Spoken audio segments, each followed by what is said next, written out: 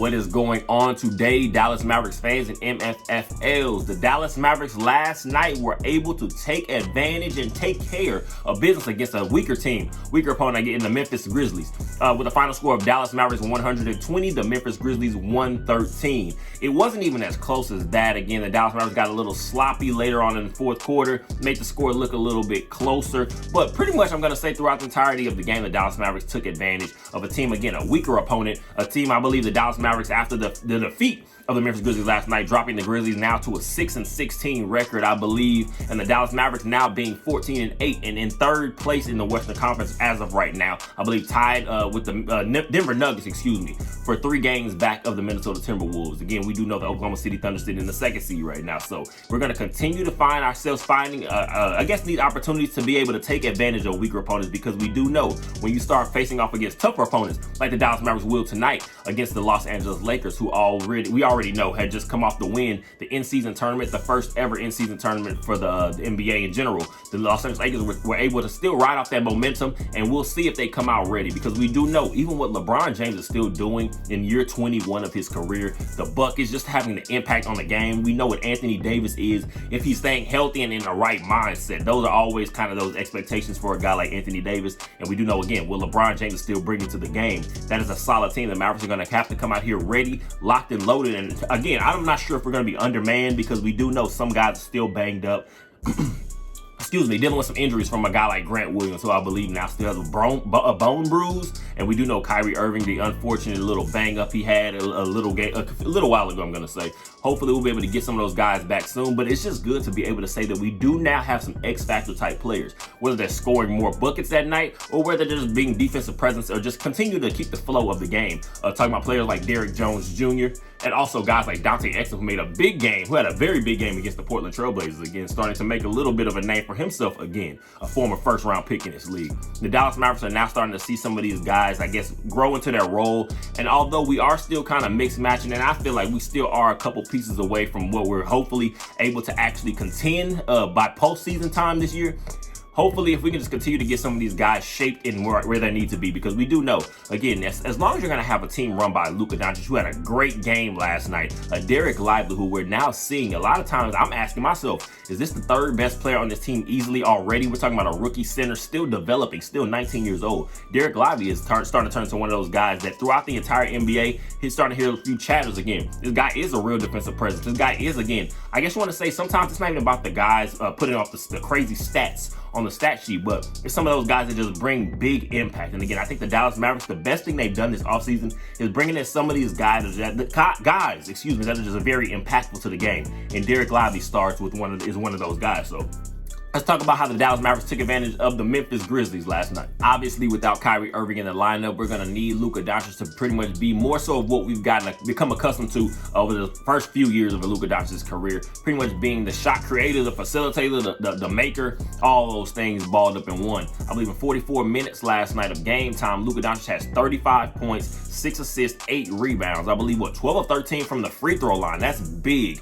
We're talking about a guy, I believe he shot about 60%, about 50%, from the 3-point line, somewhere around that range. So Luka Doncic last night, he did have, I guess you want to say, again, the team overall in general got a little sloppy later on in the game, but Luka Doncic, again, it was a great game because then you do not want to see yourself, if you're speaking as the Dallas Mavericks, you not want to find yourself in one of those situations where now you're looking at a team again that comes in with 6 wins and you find yourself finding yourself in defeat to them again back to back in less than by 2 weeks. So you could not go out there and let these be one of those games. And these are those superstar games when you are dealing with injuries, when you are having guys that are in and out of the lineup. We saw Dante Exum having another start, and I believe 16 points in the starting lineup. Seth Curry was also filling in a little bit. I believe in 20 minutes he had about 6 points. But again, to me, what Seth Curry is going to bring was more so just being that floor stretcher. We do know he is capable of knocking down open looks from the 3-point line. So that was, I guess, a little twist Jason Kidd was trying to throw in. Obviously, talking about Dante Exum back in the lineup.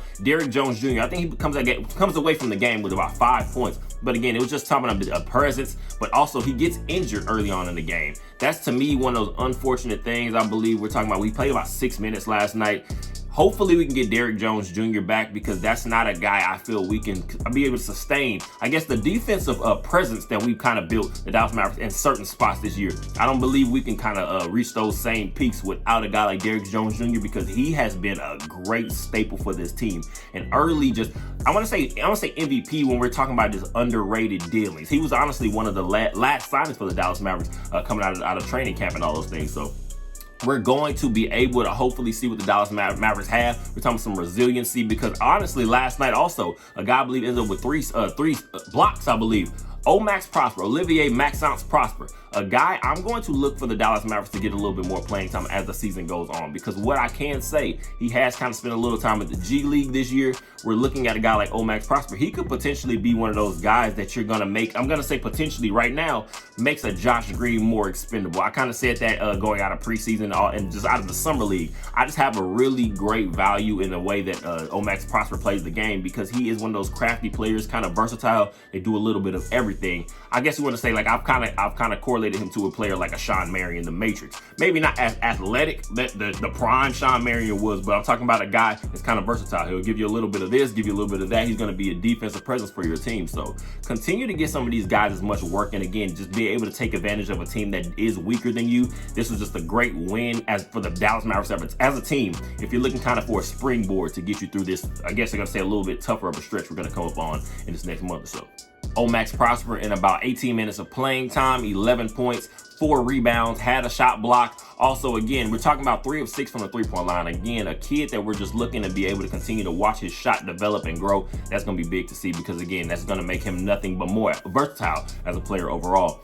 Also, talking about Jaden Hardy in about 34 minutes of playing time last night, filling in a little bit more for a guy like Seth Curry in the starting lineup playing about 20 minutes. Jaden Hardy was able to pull away with, I believe, 19 points in 34 minutes. Again, he was very efficient last night. I believe 7 of 15 on field goals overall. I think somewhere around there. And again, we know Jaden Hardy, again, is a guy that comes off the bench. He's trying to get buckets. He was coming in there to score. I guess you want to say in that same mentality of a guy like Tim Hardaway Jr. To me, that's going to pay dividends to me as the season continues to go on, because you're not talking about just now. You're looking at a slow build. You're looking at a marathon, not a sprint. You're trying to make this team as strong as possible in different aspects. And again, I feel like we do know what Tim Hardaway Jr. is for this team when he's healthy and he's out there playing. So also being able to get a guy like Jaden Hardy just more comfortable and settled in. So if Tim is able to miss, or I'm saying unable, if Tim does happen to miss some time or anything like that, you're able to kind of throw in a guy like Jaden Hardy in there right in the mix, and he'll be able to contribute as early as he can. So that's just big to see, because we do know also at the same time, we're still a work in progress when it comes to rotations. I'm starting to see now, again, we're looking at Dwight Powell for some reason is now going to be predominantly your backup, is seeming. I don't know if Rashawn Holmes has kind of fallen in the doghouse with Jason Kidd or whatever that means, but I believe he ends up getting no playing time last night. Dwight Powell ends up with 12 minutes. So we're going to see how that continues to, I guess, develop. But again, I'm still thinking the Dallas Mavericks could potentially be trying to keep a guy like Rashawn Holmes healthy, because I do feel like he can be very valuable to a team that is, I guess, going to be able to kind of fit him into their rotation, maybe a contending team type team. So we're going to potentially kind of keep an eye on that aspect and see if Rashawn Holmes could possibly end up in some trade talks, because again, I think we do need to get a little bit better defensively behind Dereck Lively. But again, let's start with Dereck Lively already himself. He has done nothing but continue to impress. Let's talk about him. Just Dereck Lively. What else needs to be said? I'm talking about this kid is literally looking like one of just a team MVPs overall. Again, still so young, still developing in year one. He's not even played half of an NBA season, but you can tell he's starting to find his footing. I believe in 35 minutes of playing time. 35 minutes of playing time. I'm going to say that again. 35 minutes of playing time. He only has 3 fouls. That's to me one of those biggest things. We kind of saw Dereck Lively earlier on this season start to find himself in a little bit of foul trouble. And so you're asking yourself questions about how exactly is he going to be able to adjust to the way the NBA game is called. But again, in 35 minutes, only 3 personal fouls, 16 points, 16 rebounds. I believe he's charted with having 2 assists and 1 block. I feel like he had more than 1 block, but again, even just the contesting and the impact that he's showing defensively, it's paying dividends for this team, going 8 of 9 from the field goals.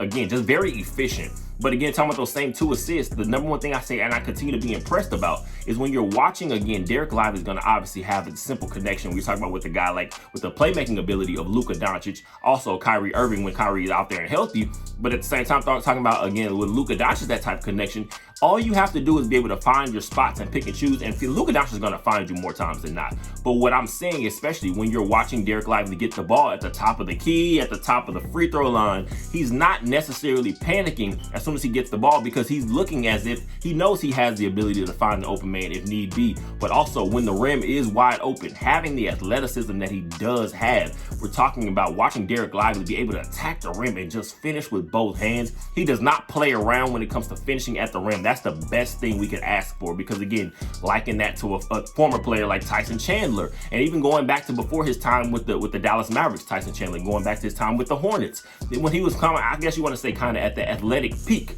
You're looking at a guy like Tyson Chandler. He was just able to jump through the roof, but he played with this intensity. He played with just this, and I just want to say super confidence. And to me, that trickles down throughout your entire team. This is why you saw, again, the Dallas Mavericks were able to take advantage of that Tyson Chandler energy and come away with the championship, in 2011. So hopefully I'm not putting that on Derek Lively in year 1. But again, this is a guy I just love to continue to see develop and grow. And we're going to continue to see him end up being one of these high-level impact players, in my opinion, for the Dallas Mavericks for years to come. The 14-8 Dallas Mavericks will be facing off tonight against the 14-9 Los Angeles Lakers, the in-season championship tournament champion, winners, whatever you want to call them, Los Angeles Lakers. So the Dallas Mavericks, again, are now going to be playing on the second night of a back-to-back. This game will be in AAC, the AAC. So the Dallas Mavericks are going to have to come out here ready, locked, and loaded, because, again, we're talking about the Lakers are still riding on some momentum, but the Dallas Mavericks themselves are going to have to work themselves through a few injuries. We're going to see if Kyrie Irving is able to get back. I'm not sure that timetable still. I feel like it's a game-time decision, potentially.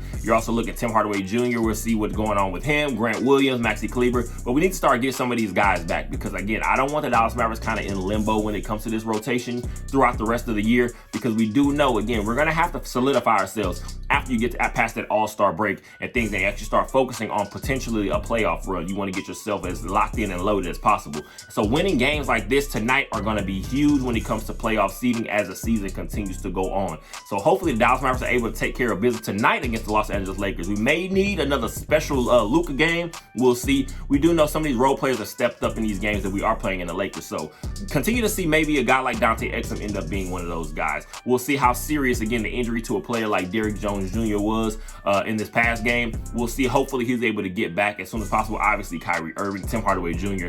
Like I said, continue, the list will go on. But take care of business, focus on what you can focus on, and continue to show as the Dallas Mavericks that you are a team that should be reckoned with in the entire NBA. As always, I appreciate you guys for the comments, the likes, the subscriptions, all that good stuff. And once again, as always, go Mavs.